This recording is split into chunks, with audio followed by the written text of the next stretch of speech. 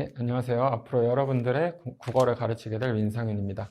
자, 우선 강의 진행에 앞서서 이 시험이 어떤 식으로 진행이 되고 또 시험을 임하는 자세에 대한 말씀을 먼저 간략하게 드리고 강의를 진행해 보도록 하겠습니다.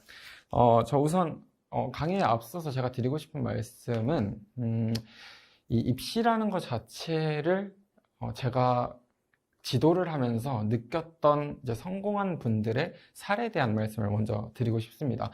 자, 우선 이 입시라는 게 대한민국에 굉장히 많죠. 꼭 이 공무원 시험만이 아니라 가까이 있는 가장 첫 이제 마주하는 건 대학 수학 능력 시험부터 그 이후에 토익 시험, 토플 시험, 그리고 취업까지 다 일종의 시험이 되는데 이제 제 개인적인 경험부터 먼저 말씀을 드리면 이제 제가 처음 치렀던 입시 그리고 그 입시에서 그나마 좀 좋은 결과를 냈던 게 수능인데, 수능을 제가 이제 처음 쳤을 때 사실 성적이 그리 좋지가 않았고, 그래서 이제 재수를 하게 되었고, 재수에서도 이제 아쉽게 좀 성적이 부족해서 삼수를 하게 되었습니다. 근데 이제 삼수를 해서 결국에 서울대학교에 운이 좀 따라줘서 들어가게 되었고, 서울대에 들어간 이후에 이제 아무래도 수능에서 좋은 성적을 얻었기 때문에 이제 그 경험을 토대로 고등학생들을 지도하게 될 이제 계기가 되었고, 이제 1학년 때부터, 대학교 1학년 때부터 이제 강사를 시작을 했습니다. 이제 하면서 꼭 제 경험만이 아니라 이제 지도하면서 학생들이 바뀌었던 재수 아니면 고3 때 바로 이렇게 좋은 성적을 거둔 학생들을 이제 간접적으로 많이 봐왔고, 또 수능만이 아니라 대학에 진학하다 보니까 공부를 굉장히 잘하는 친구들이 많더라고요, 서울대학교에. 그래서 주변 친구들 그리고 가까이 선 후배들이 다양한 입시, 다양한 시험들을 이제 성공적으로 치는 것들을 많이 보면서 느낀 어떤 공통점이 한 두 가지 정도가 있는 것 같아요. 이거는 딱 이렇게 하면 무조건 성공한다 그런 거는 아니지만, 이제 제가 느낀 두 가지 공통점은 입시를 성공적으로 치르기 위해서 가장 중요한 건 일단 자신감. 되게 당연한 얘기 같지만 이 자신감이 근거 없으셔도 됩니다. 근자감이라고 하죠, 보통. 이 근자감이라는 말씀을 드리는 이유는 시험이라는 게 굉장히 상대적이지만 어렵습니다. 어렵고 내가 항상 안 될 것 같고 이거 과연 할 수 있을까? 이런 생각이 드실 거예요. 그런데 그런 어려운 느낌이 드시겠지만 항상, 그리고 또 주변에서는 확률적으로 얘기를 하면서 야, 그거 어려워, 이런 말씀을 주변에서 많이 들으실 거예요. 그리고 특히나 본인이 아직 실력이 좀 부족한 상태에서 시작하신 분들 같은 경우에는 특히나 야, 너 성적으로 되겠어? 라는 얘기를 많이 들으실 것 같아요. 그런데 이제 제가 지도했던 학생들 그리고 제 주변의 친구들을 보더라도, 그리고 저 포함해서 이제 제 성적에서도 첫 해 수능을 끝나고 야, 너 성적으로 어떻게 그런 목표를 가질 수 있겠어? 라는 얘기를 많이 들었는데 이제 성공한 사례들을 많이 보면은 결국에 내가 할 수 있을까? 라는 생각보다도 난 할 수 있어 라는 생각으로 임했던 게 그들의 공통점이었던 것 같아요. 그래서 강의 수강 전에 앞서서 이 말씀을 드리는 이유는 본인의 현재 실력 그런 거 상관없이 본인이 하시겠다라고 선택을 딱 했다면, 그냥 흘러가는 대로 하는 그런 거 말고 내가 이 시험을 그래도 이 소중한 시간을 써서 하겠다라고 결정을 하셨다면 할 수 있을까? 라는 생각이 문득문득 드실 수는 있습니다. 그런데 할 수 있어 라는 생각으로 임해주시길 바라겠습니다. 그리고 두 번째는 성실함인 것 같아요. 굉장히 당연한 얘기지만 이게 고등학교 때 내신 시험처럼 며칠 벼락치기로 해서 되고 그런 시험이 아니죠. 그리고 그렇게 임하시는 분들도 없으실 거고. 그래서 말씀드리고 싶은 거는 개인마다 좀 준비하는 기간은 다르겠지만 어쨌든 하루 이틀 벼락치기에서 점수가 나오는 그런 시험이 아니기 때문에 어느 정도의 롱런을 하실 수 있어야 됩니다. 그렇기 위해서는 일단 모든 생활적인 측면의 컨트롤이 1순위라고 생각을 합니다, 저는. 꼭 좋은 강의를 들어야 된다, 좋은 학습법으로 공부를 해야 된다, 이런 것들 다 중요한 부분이긴 하지만 그런 것들을 다 제쳐두시고 우선은 본인의 생활적인 측면을 관리하시는 게 가장 중요합니다. 그래서 이건 제 얘기기는 한데, 입시를 준비할 때, 사실 핸드폰을 안 썼어요. 그게, 핸드폰을 안 쓴다라는 게, 뭐, 지금 제가 되돌아봤을 때도, 와, 그거 어떻게 했을까, 이런 생각이 들기는 하는데, 핸드폰을 안 쓴다라는 게 그냥 단순히 핸드폰을 안 써서 좋은 결과로 이어진 거라기보다도 안 쓰니까 이제 목표에 집중이 된다라는 느낌을 많이 받았던 것 같아요. 그리고 이제 저뿐만이 아니라 많이 성공을 한 주변의 케이스들을 보더라도, 일단 생활적인 측면에서의 규칙성들을 잘 지킨 사례들을 많이 볼 수 있었습니다. 그리고 자기 입시에 방해되는 모든 요소들을 차단하는 것, 그게 좀 중요했던 것 같아요. 그리고 이제 제 대학 동기 중에 이번에 한 친구가 그 행정고시를 합격을 한 친구가 있는데, 그 친구를 보면서 이제 제가 얼마 전에 이렇게 같이 밥을 먹으면서 물어봤어요. 어떻게 그 시험을 통과를 할 수 있었냐라고 하니까, 그 행정고시는 굉장히 어려운 시험인데, 주변에서 다 안 된다고 했대요. 자기의 작년 점수를 보면은. 그런데 이제 본인은 그런 걸 떠나서 이제 떨어진 날 바로 저랑 이렇게 밥을 한번 먹었었는데, 그때 자기는 무조건 내년에 무조건 해낸다, 그런 얘기를 하더라고요. 그때는 저도 정말 될까? 이런 생각을 했는데, 그냥 굉장히 의지가 넘쳐 보이는 그런 표정으로 얘기를 하더라고요. 그리고 결국에 올해 좋은 결과를 얻었고, 이제 그 친구는 이제 서울대학교의 도서관이 좀 유명한데, 거기에 공부를 정말 열심히 하는 장수생 분들도 많이 계세요. 다양한 시험을 치고 있는. 근데 이제 거기서 내가 제일 먼저 들어가서 제일 늦게 나오겠다라는 어떤 목표를 갖고 공부를 했다고 해요. 근데 그걸 보면서 역시 되는 사람들은 그런 게 다르구나라는 걸 다시 한번 느꼈고, 그 친구도 이제 이야기를 하는 것이, 놀고 싶은 유혹, 특히 대학생 때 많이 즐기다가 딱 그 모든 걸 끊고 목표에 집중한다는 게 정말 어려울 것 같아요. 뭐 저도 안 해본 거기 때문에.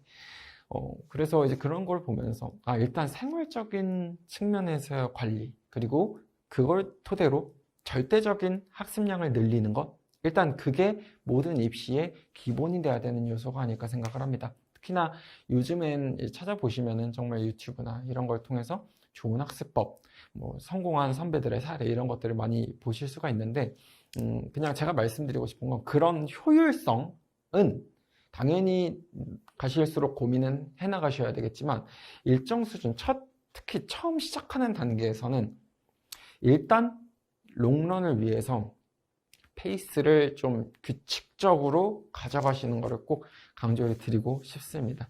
좀 앞서서 이런 좀 학습법적인 얘기를, 좀 생활적인 측면, 이런 의지, 마인드를 말씀드리는 게, 일단 강의 내용을 들으시기 전에 일단 마인드셋이 가장 중요합니다, 입시는. 그래서 이런 말씀을 가장 먼저 드리고 싶었고, 우선 이제 제 강의에 대한 이제 말씀을 간단하게 드리겠습니다. 강의는 이 교재 성격에 맞춰서 사실 강의 스타일을 결정을 했습니다. 그게 무슨 말이냐면, 이 교재 보시면은 상당히 내용이 많고, 보시다 보면 와, 이런 것까지 알아야 돼? 이런 부담이 많이 되실 거예요. 근데 이제 이 교재 같은 경우에는 일단 설명이 많이 자세하게 되어 있는 편이다, 이렇게 생각을 하시면 될 것 같아요. 그래서 한번 쭉 먼저 보시는 걸 권장을 드릴게요. 근데 이제 그거를 모든 걸 다 막 달달 외워야 된다, 이런 게 아니기 때문에, 기본적으로는 제가 예습을 한번 해주셔라 라고 말씀을 드리고 싶고, 이제 강의에서 제가 전체적인 그런 주요 사항들, 그리고 이런 부분이 좀 중요합니다 라는 거를 좀 짚어 드릴 거고, 또 복습을 한번 하시는 형태로 하시면 좋을 것 같고, 이 교재 같은 경우에 워낙 자세하게 되어 있기 때문에 좀 대상 자체가, 이 국어라는 것 자체가 조금 생소하신 분들한테 많이 도움이 되실 것 같아요. 그래서 본인이 어느 정도 그래도 국어를 좀 해보셨고, 막상 문제 풀어봐도 점수가 꽤 괜찮게 나오는데 하시는 분들 같은 경우에는 사실 제 설명이 좀 너무 많다라는 느낌을 받으실 수도 있습니다. 그래서 그런 분들한테는 좀 배속 설정이 하단 보시면 있으실 거예요. 그래서 그거 배속 설정을 하셔서 좀 스피드하게 들으셔도 괜찮을 것 같습니다. 제가 뭐 다른 이제 이 시험만이 아니라 다른 국어 강의들도 좀 하는데, 하면서 항상 제가 공통적으로 말씀을 드리는 부분이 뭐냐면, 수업으로 절대 고득점을 받기는 어렵습니다. 수업과 더불어 여러분들이 어떻게 자습을 따라와 주시느냐라는 저는 그런 페이스메이커로서의 역할을 항상 제 강의의 기준점으로 삼는데 이 교재로 학습을 하시는 과정에 있어서도 저는 그 철학을 고수를 하려고 합니다. 제가 이제 나가는 진도만큼 이제 미리 보시고 예습을 해주시고 강의로 한번 점검하시고 그게 일종의 제가 복습을 해드리는 거다라는 느낌으로 봐주셔야 될 것 같아요.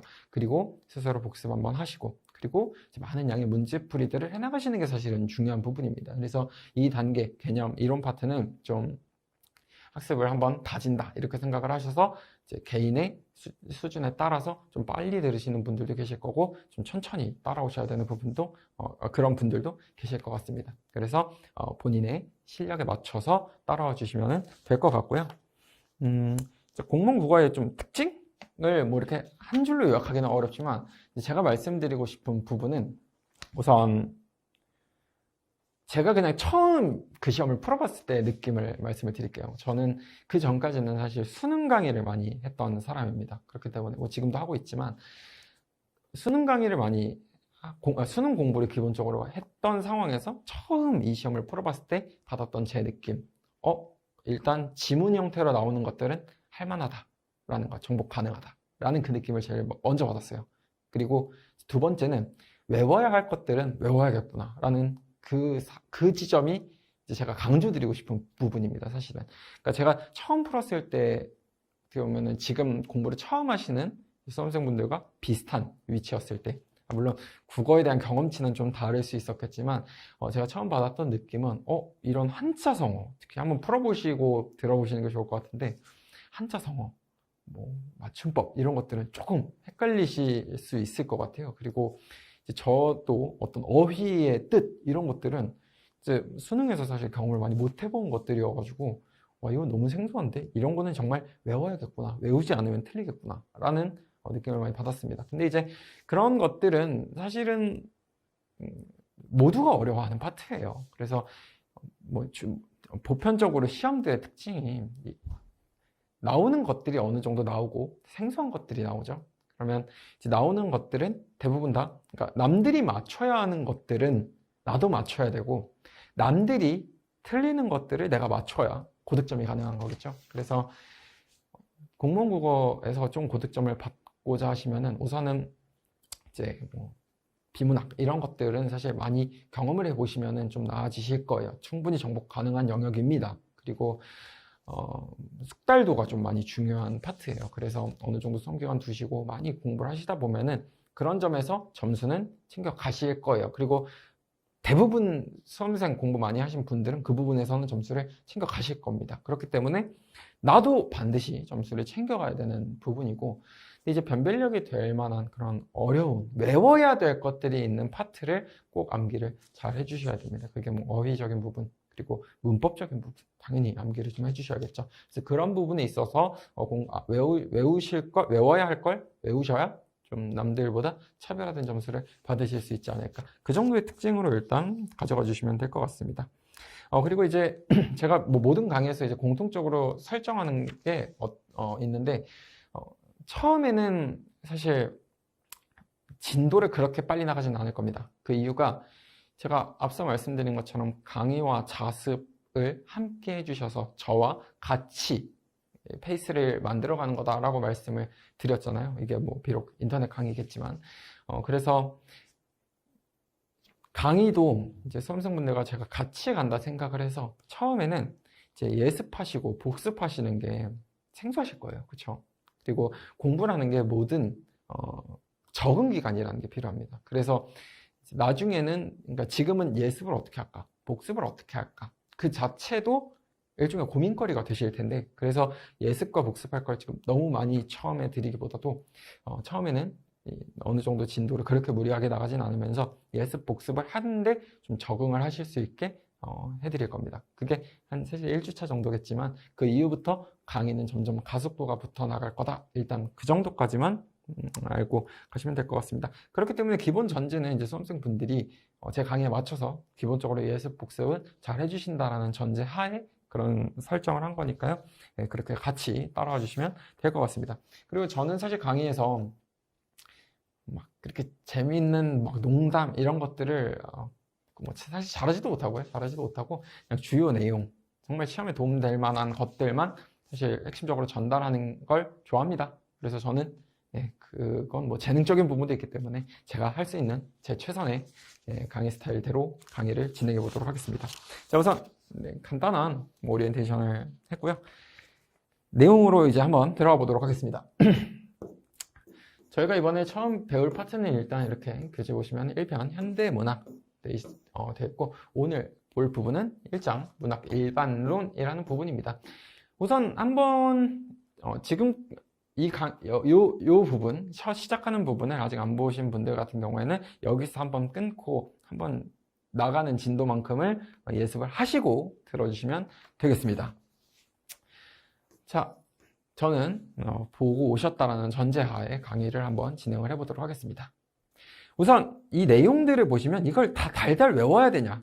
그런 건 아닙니다. 그냥 문학을 처음 접하시는 분들한테 사실 다 좀 전달이 됐으면 하는, 어떻게 보면은 중요한 내용들은 맞습니다. 중요한 내용들은 맞는데 문제 풀어보시면 확 느끼실 거예요. 이런 것들을 막 달달 외워서 막 풀고 막 그런 시험은 아닙니다. 근데 이런 내용들을 어쨌든 공부를 하시면은 좀 기본적인 문학에 대한 이해도가 좀 높아지실 거예요. 그래서 한 번은 보시기를 권장을 드린 거고, 제가 좀 실전에서 도움이 될 만한 형태로 짚으면서 좀 추가적인 설명을 드릴 부분을 드리도록 하겠습니다.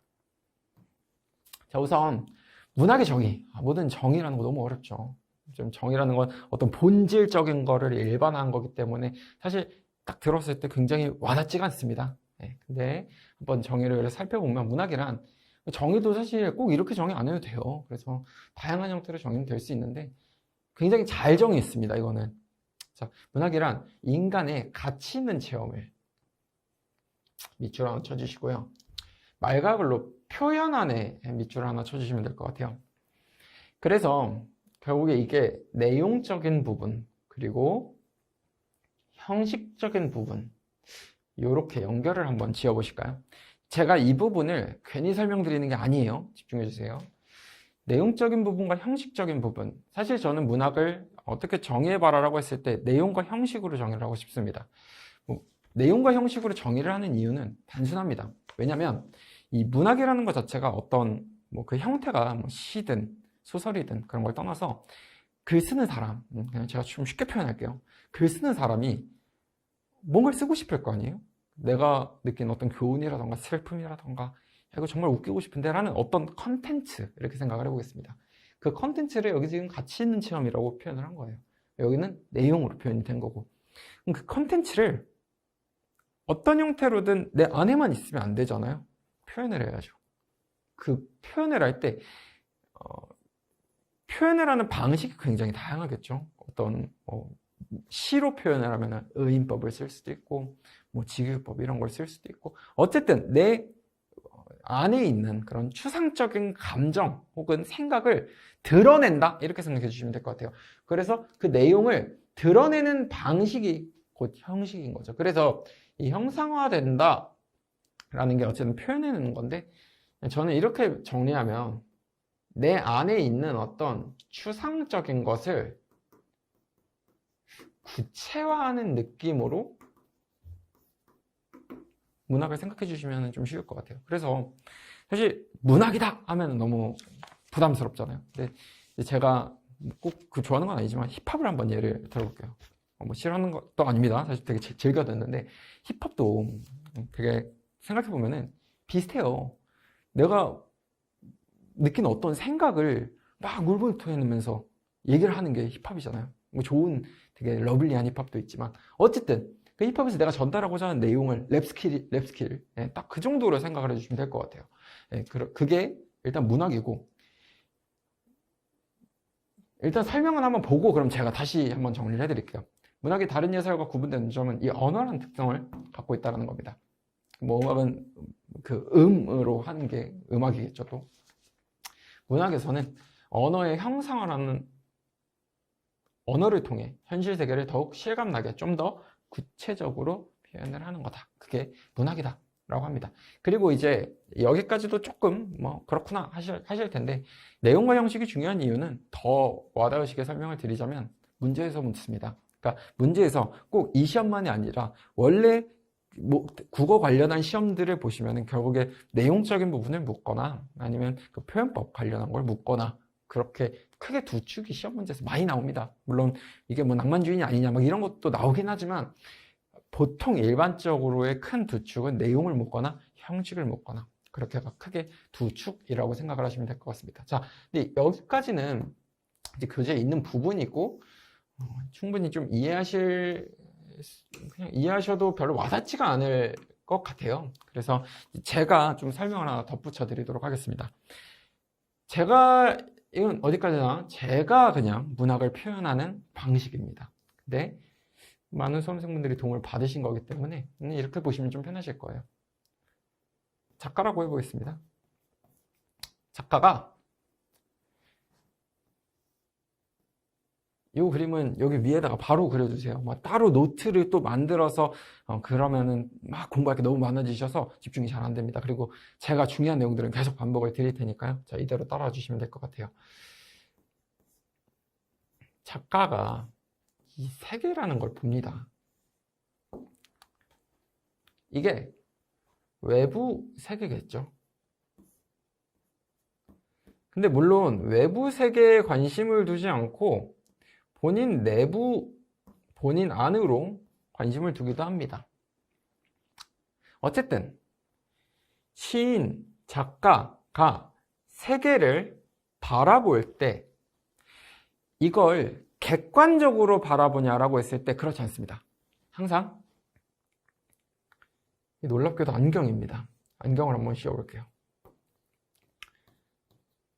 근데 이게 그냥 안경을 낀 게 아니라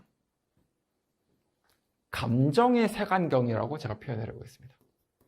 어떤 감정, 자기의 어떤 인식, 가치관, 이런 것들을 통해서 세계를 바라보게 됩니다. 이게 무슨 말이냐면,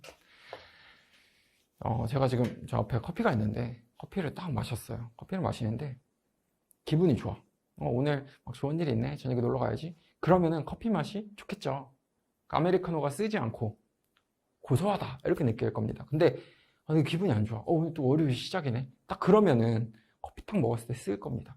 뭘 의미하냐면, 우리는 이 세계라는 걸 객관적으로 바라보지 않습니다. 보통 객관적으로 노력을 할 때는 있지만, 기본적으로 내 머리에 딱 인식, 이게 내 머리 안으로 이렇게 들어오는 게 인식된다라는 거죠.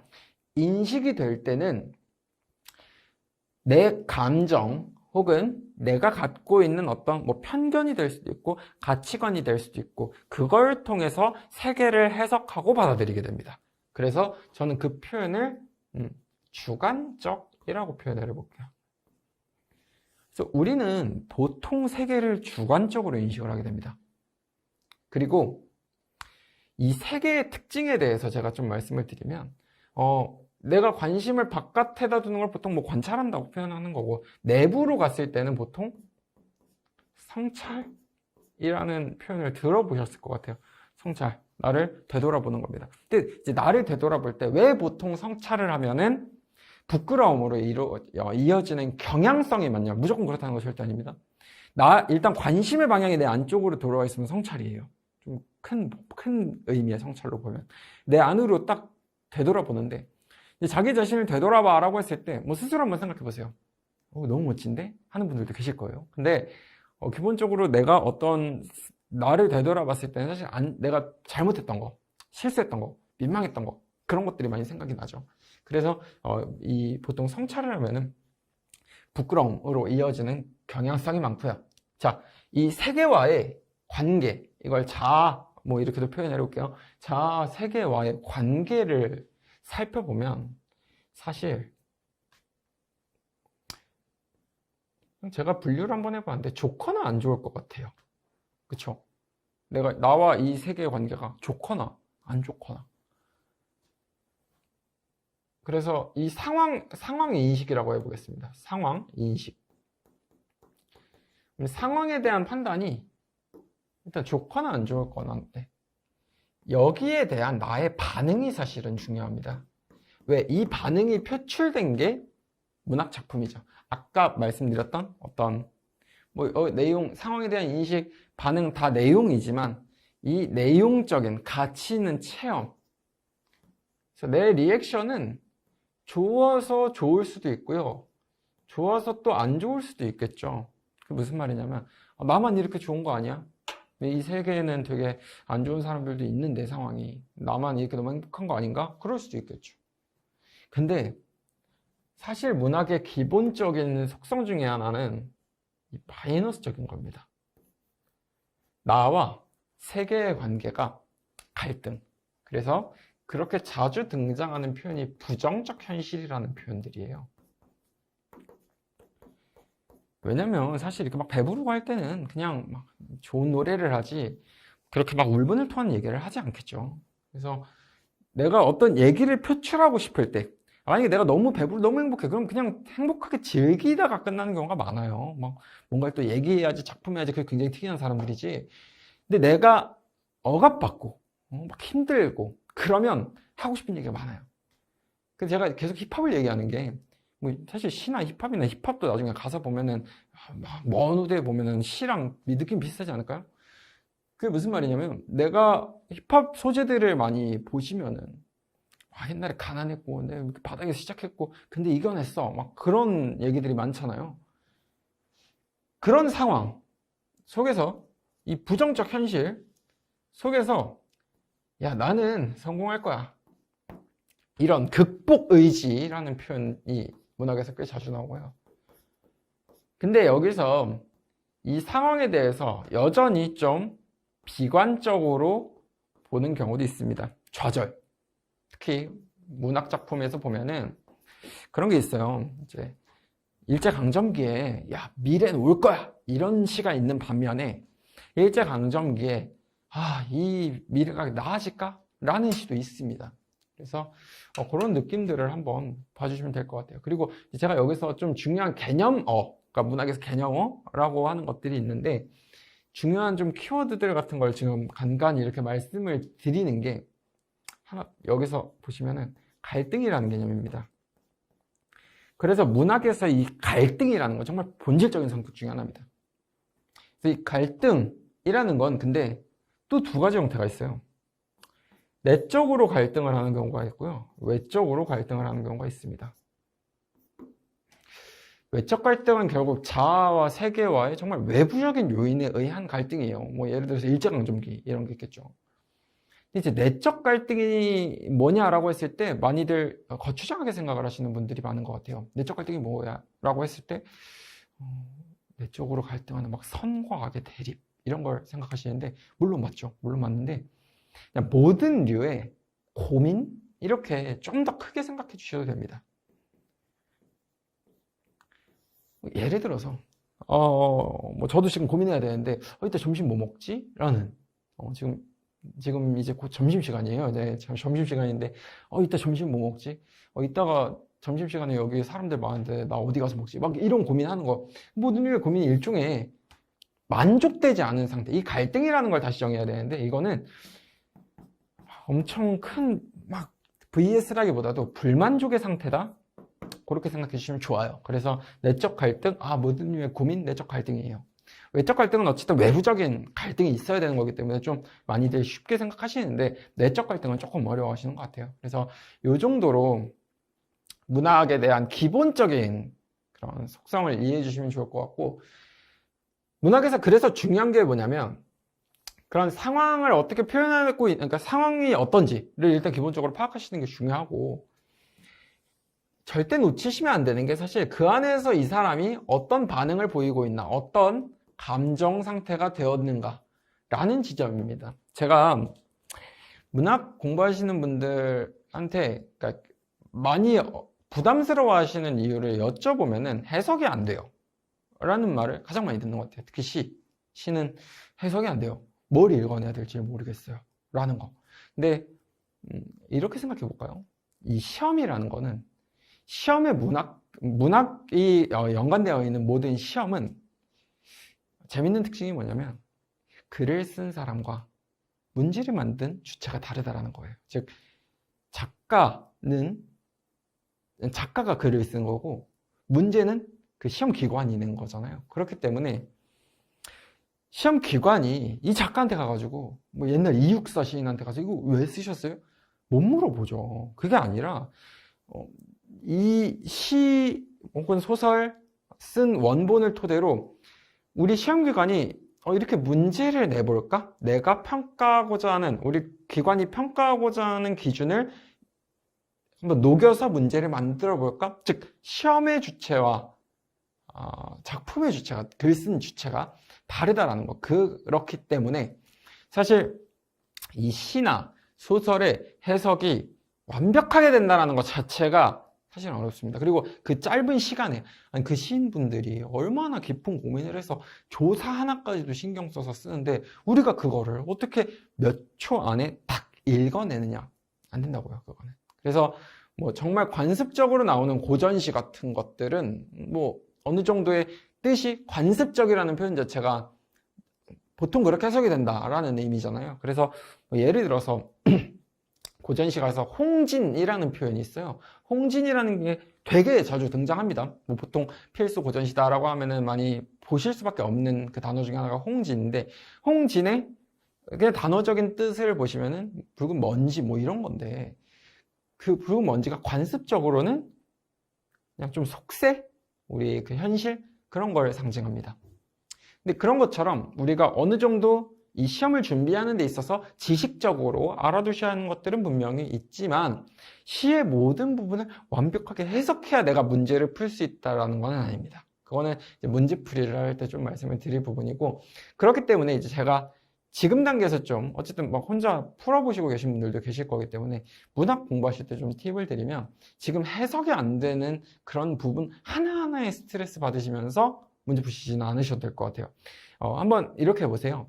문학 작품 해석에서 조금 매끄럽지 않은 부분이 있더라도 일단은 좀 작품을 다 읽어보신 후에 문제에서 요구하는 걸 오히려 판단하러 가본다 라고 생각을 해주시는 게 좋아요. 그래서 사실 문제에서 뭘 묻느냐에 따라 이 문학 작품이라는 거는 완전히 우리가 보는 관점 자체가 달라질 수 있어요. 예를 들어서 문제가 나왔는데 작품이 있고 이 작품에서 묻고자 하는 포인트가 문제에 의해 결정된다는 건, 우리가 작품을 읽으면서 뭐 내용도 파악할 수 있고 형식도 파악할 수도 있고 막 모든 다양한 관점으로 이 작품을 파악을 할 수 있습니다. 근데 문제에서 묻는 거는 표현적인 부분밖에 없어 라면은 저희가 거기서 내용에 지금 스트레스를 받고 있을 이유가 전혀 없죠.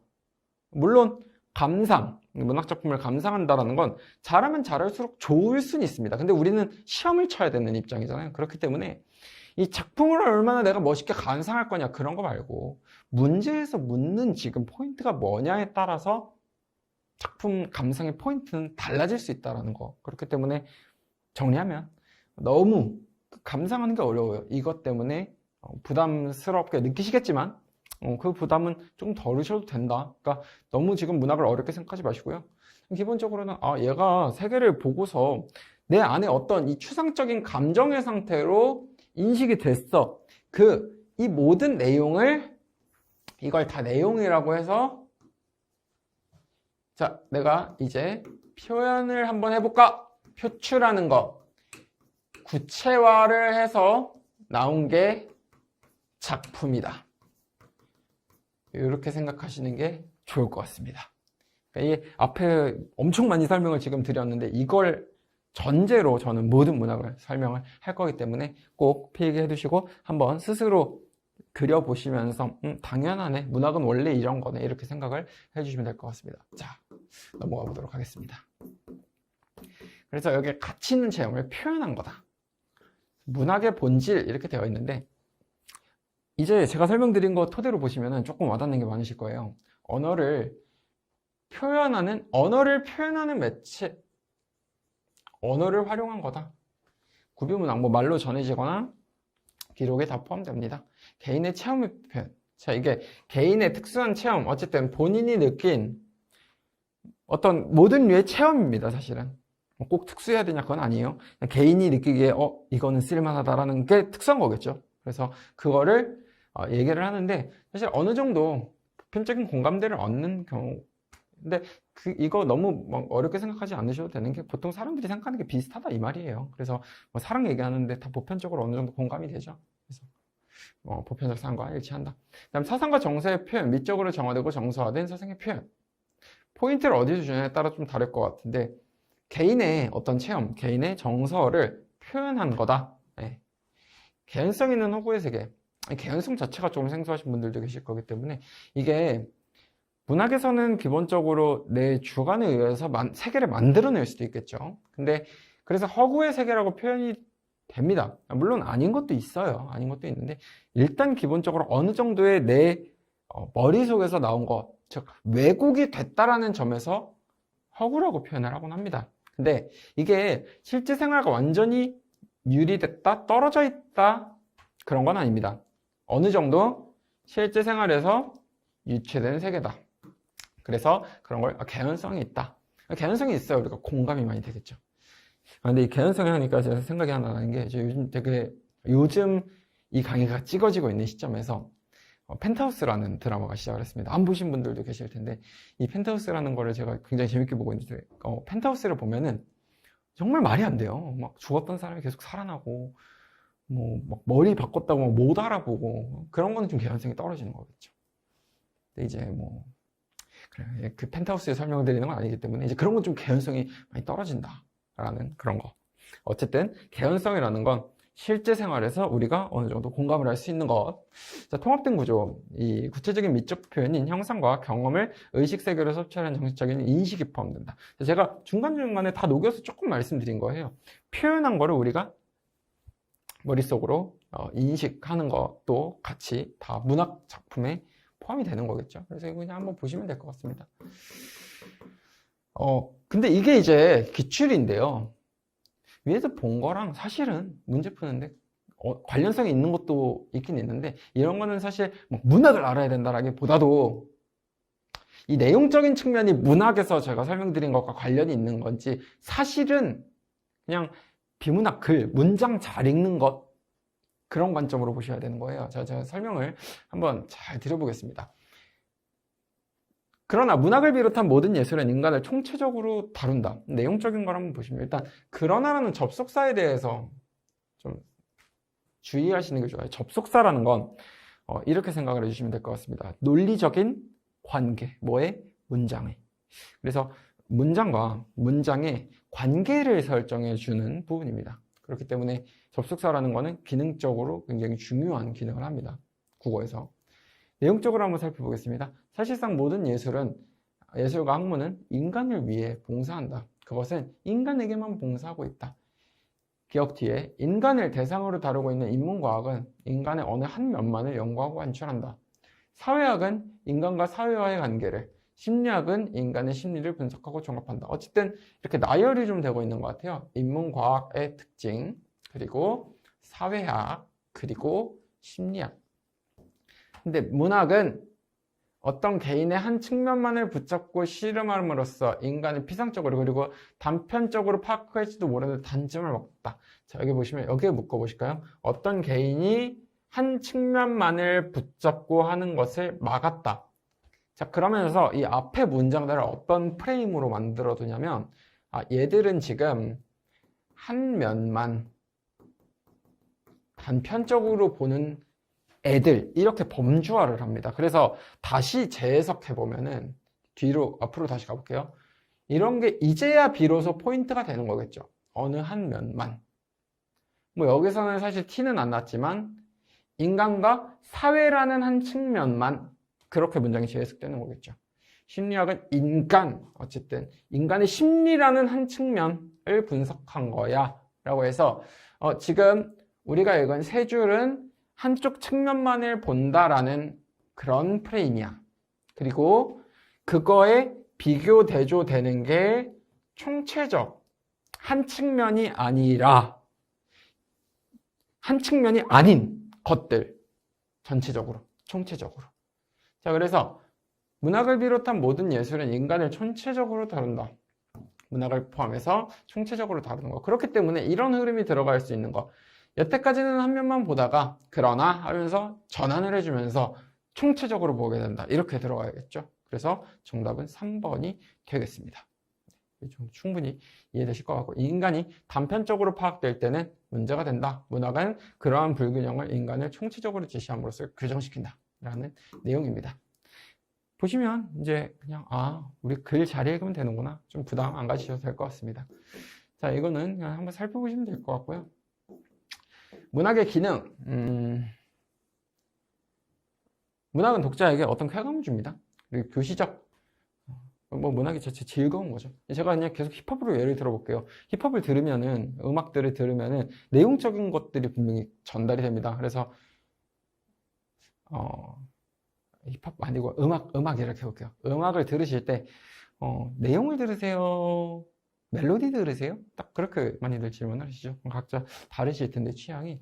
결국에 그 음에서 오는 좀 쾌락이 있을 거고, 쾌감. 그리고 내용에서 주는 어떤 교훈. 뭐 사실 저 노래 들으면서 막 울진 않아요. 근데 이제 그런 그러시는 분들도 계세요. 그거는 정말 내용에 심취를 하셔서 문학에서 주는 어떤 교훈, 작가가 주는 교훈, 가수가 주는 교훈, 그런 것들을 느끼는 거고, 그 음에서 오는 쾌감, 그런 걸 듣는 사운드. 이제 그걸 종합한다? 그런 것도 있다. 이렇게 생각하시면 너무 쉽죠? 네. 그렇습니다. 그 다음, 문학의 요소. 요거는 이제 보시면은 그냥 아까 했던 말씀 똑같은 건데, 미적 정서라는 건 어떤 대상을 접했을 때, 저 근데 이 표현을 너무 잘 쓴 것 같아요. 어떤 대상을 내가 일단 세계를 만나야 우리 머릿속에 어떤 인식이라는 게 생깁니다. 마음속에서 일어나는 걸 절제하고 걸러냄으로써 생겨나는 정서로 보편성, 항구성을 획득하게 하는 요소, 희로애락과 같은 인간의 감정, 그러니까 약간 보편적으로 공감이 되는 거겠죠. 문학을 문학답게 해준다. 그러니까 문학에서는 뭐가 중요하다? 정서가 중요하다. 상상, 어느 정도의 자기의 주관으로 왜곡돼서 어떤 표현을 해내는 상상이 있는 건데, 이것 때문에 사실 문학 해석이 갈릴 수도 있는 거고, 여러분들이 문학 작품을 완벽하게 해석한다는 게 어쩌면 허상일 수도 있다라는 거. 문학의 사상은 작가의 생각이 반영된 거다. 뭐 정서나 사상이나 어쨌든 비슷하게 표현되는 내용, 형식 너무 중요하죠. 그리고 여기에다가는 밑줄을 뭘 쳐주시면 되냐면 구체적으로 표현해내는 것. 그리고 이제 제가 하나 좀 특징적으로 말씀드리고 싶은 게, 감각적이라고 많이들 표현을 해요. 시 보시다 보면 감각적이다. 뭐가 도대체 감각적이지? 그런 느낌 들으신 적 있죠? 이 감각이라는 건 보통 오감을 생각을 하시면 됩니다. 오감이라는 게 우리 먹고, 먹는데, 듣고, 보고, 그런 오감 있죠? 맛보고, 듣고, 했나요? 어쨌든 그 오감인데, 오감을 통해서 표현을 하면 감각적으로 표현이 됐다라고 합니다. 그렇기 때문에 사실 모든 시는 어느 정도 감각적으로 표현에 따라 틀렸다고 말할 수는 없습니다. 시각이 없이 어떻게 쓰겠습니까? 그래서 어쨌든 내 몸 안에 있는 어떤 추상적인 것들을 표현해낸다라는 점에서의 구체성을 갖고 있는 것이 문학입니다. 그 다음 여기는 좀 이제 중요한 부분인데요. 요거는 꼭 봐두시면 좋겠습니다. 그냥 좀 쉽게 설명할게요. 숭고미는 경건하고 엄숙히 그냥 어느 정도의 리스펙트가 있는 겁니다. 리스펙트, 좀 존경. 그래서 어떤 대상이 있으면 좀 더 위에 이렇게 두는, 거기서 오는 미의식을 숭고미라고 하고요. 우함이 그냥 우아하다 이렇게 생각해 주시면 될 것 같아요. 아름다운 것에서 오는 멋, 그다음 비장미, 요거는 좀 슬픈 겁니다. 슬픔이 극에 달하거나 한의 정서를 드러냈을 때 나오는 어떤 미의식. 그다음 골개미, 풍자나 해악. 자, 풍자나 해악은 사실 공통점은 좀 웃기게 표현하는 거예요. 웃기게 표현하는 건데, 뭐 둘을 구분하라 이런 건 안 나오겠지만, 풍자는 좀 나 아닌 걸 까내리면서 웃기게 만드는 거고, 해악은 뭐 그냥 본인이 우스꽝스러운 그런 느낌이 더 큰 겁니다. 어쨌든 익살스럽게 이게 중요한 거예요. 거기서 오는 걸 골개미다 이렇게 해주시면 될 것 같고, 요거는 암기를 한번 꼭 해주시면 되겠습니다. 사실 고등학교 때 좀 배우는 얘기는 한데 익숙하신 분들도 있을 것 같고 아닌 분들도 계실 것 같네요. 자, 이거는 이제 좀 표현 자체가 너무 어려우실 것 같아요. 뭐 서정, 서사. 그래서 쉽게 설명을 드리기 위해서 여기 표로 한번 가보겠습니다. 서정서사, 극교술 이렇게 네 가지 구분으로 보시면 그냥 편할 것 같아요. 첫 번째, 세계의 자아화. 말이 어렵죠. 세계의 자아화. 이거 제가 그림으로 그렸던 부분이에요. 나는 세계를 내 머릿속으로 가져온다. 그래서 주관으로 왜곡돼서 표현해내는 게 작품이다. 대표적으로 시가만이 그렇습니다. 서술자가 개입이 서술자가 하는 거 기본적으로 내가 서술을 하는 거긴 하지만 그래서 그냥 또 다른 서술자가 개입되거나 이런 관점에서 아니라는 거예요. 그런데 이거는 사실 절대적이진 않습니다. 조금씩 예를 들어서 시에서도 작가가 막 표면에 드러나는 경우도 있어요. 이제 표현 자체를 서술자가 개입했다라는 건 보통 소설 같은 데서 많이 쓰는 거기 때문에 수필 같은 것도 내 경험을 내가 막 드러내잖아요. 그래서 그런 것 관점에서의 서술자 개입이 있냐 없냐인데 사실 저는 요거보다도 요 관점에서 한번 봐주시면 좋을 것 같아요. 세계의 자아화라는 표현이 세계를 내가 받아들이는 거다. 자아의 세계화 요거가 조금 표현이 어려우실 것 같아요. 수필을 보시면은 내 개인적인 경험을 토대로 어떤 교훈을 이끌어내잖아요. 그러니까 오히려 내 안의 경험을 좀 일반화하는 그런 느낌이다. 그리고 소설이고 자아세계 좀 나와 세계 속에서의 어떤 일들이 일어나는 것들을 표현을 하는 거죠. 그런 관점으로 봐주시면 될 것 같습니다. 그리고 간단하게 짚어보면 서정문학, 인간 정서나 감정을 화자의 입을 통해서 화자의 입을 통해서 얘기하는 거예요. 직접적. 근데 이 표현은 제가 이제 중간중간 나오는 개념어들 활용되는 것들은 바로바로 말씀을 드릴게요.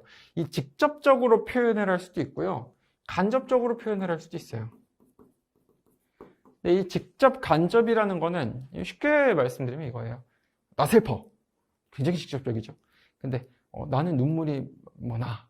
아니면 나는 다르게 좀 돌려서 얘기하는 거. 그런 것들을 다 간접적으로 우리가 한 단계를 거쳐서 생각해야 되는 것들을 간접적이라고 표현을 합니다.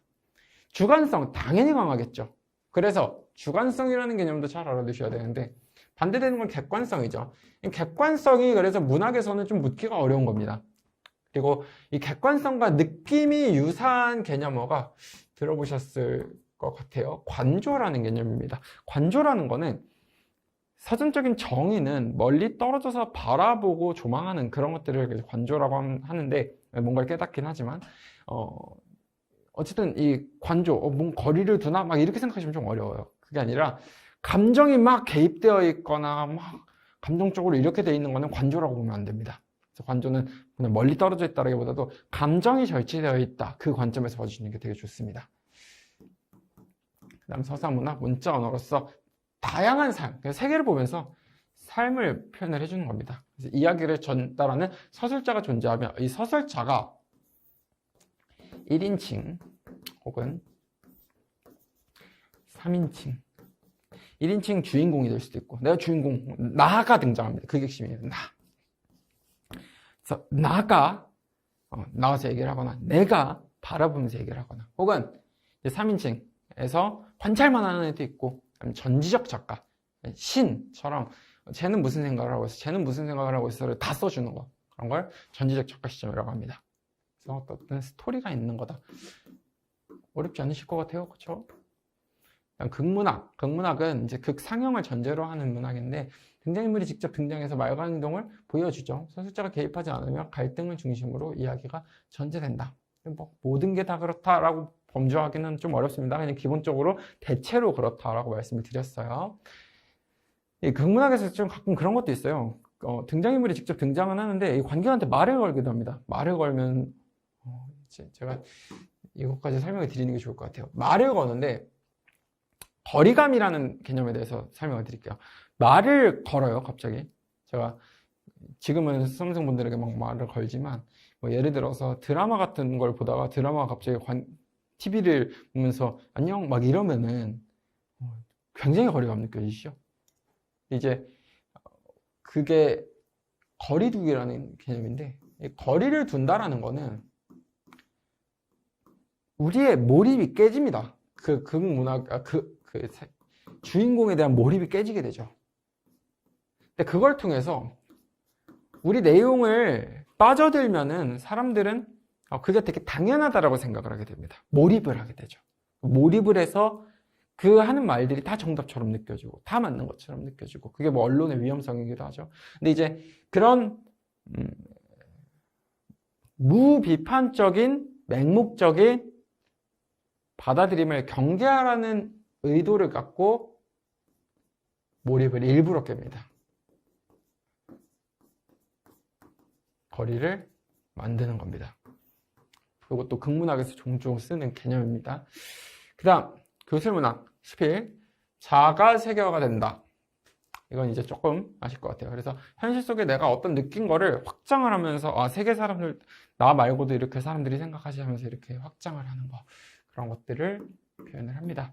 자, 그래서 이번에는 이 문제까지는 한번 살펴보도록 하겠습니다. 이것도 근데 막상 보시면 우리가 푸는 건 이런 거구나, 이런 느낌 한번 가지시라고. 자, 삼동에 배옷 입고 암혈에 눈비 맞아 구름 낀 변리도 쬐은 적이 없건만은 서산에 해진다니 눈물겹다. 자, 이걸 딱 읽었을 때 뭔가 팍 와닿나? 라고 했을 때 아니실 거예요. 근데 일단 제가 뭐가 중요하다고 말씀드렸어요. 감정 상태, 눈물겹다. 그래서 이런 것은 얘가 눈물겹군, 슬프군, 우리가 이렇게 확실히 알겠죠. 근데 여기 보시면 기억, 화자의 처지나 상황을 추측할 수 있게 한다. 삼동에 배옷 입고, 배옷을 입었구나, 배옷의 어떤 의미를 막 어렵게 묻기보다도 처지가 뭔지 알 수 있니? 예! 하시면 되는 것 같고, 눈비를 맞았구나, 화자와 중심 대상 사이를 연결하나? 라고 했을 때 사실 이 중심 대상이 지금 뭔지가 눈비를 통해서 우리가 알 수가 없습니다. 또 뭐 둘을 연결해 준다? 그렇다고 보기도 어렵겠죠. 그냥 눈비라는 거는 눈비를 이 사람이 맡고 있는 그냥 그 상황을 표현해 주는 겁니다. 그리고 디귿, 서산에 해진다. 이 3번이 조금 어려우실 것 같아요. 잘 보시면 이 문학이라는 거는 어떤 해석을 묻기도 하지만 꼼꼼하게 보시는 게 굉장히 중요합니다. 삼동의 배옷을 입고 암혈에 눈비를 맞고 있는 거예요. 그런데 지금 내가 있지 않은 이 서산이라는 곳에 해가 지니까 나는 슬픈 거야. 그래서 화자가 머물고 있는 지금 공간과는 어쨌든 다른 곳에 지금 해가 지고 있는 거죠. 그래서 나는 슬퍼하는 거고. 그래서 이 3번은 맞는 선택지가 되겠습니다. 다음 눈물겹다, 슬프다, 직접적으로 표출이 되고 있다. 이렇게 보시면 될 것 같습니다. 그래서 지금 문항들을 간단하게 살펴보았는데, 이제 보시면은 개념적으로 지금 교재에 나와 있는 것들 굉장히 텍스트도 많고 하시겠지만 한번 그래도 다 보시고 문제를 보시면은 문제를 보는 좀 깊이 그 문항의 선택지들에 나오는 표현 하나하나들이 더 많이 와닿으실 거예요. 그래서 처음에 말씀드린 것처럼 예습하시고 제 강의 듣고 그 다음 복습 한번 하시면서 여기 있는 내용들을 좀 한 번 더 곱씹으시면 훨씬 더 이해가 잘 되실 거라 생각을 합니다. 자, 그래서 이제 이 이후 부분 나가도록 할 테니까요. 거기를 또 예습하고 강의 듣고 복습하는 그 시스템으로 계속 따라와 주시면 될 것 같습니다. 첫 강의 듣느라 수고 많으셨습니다.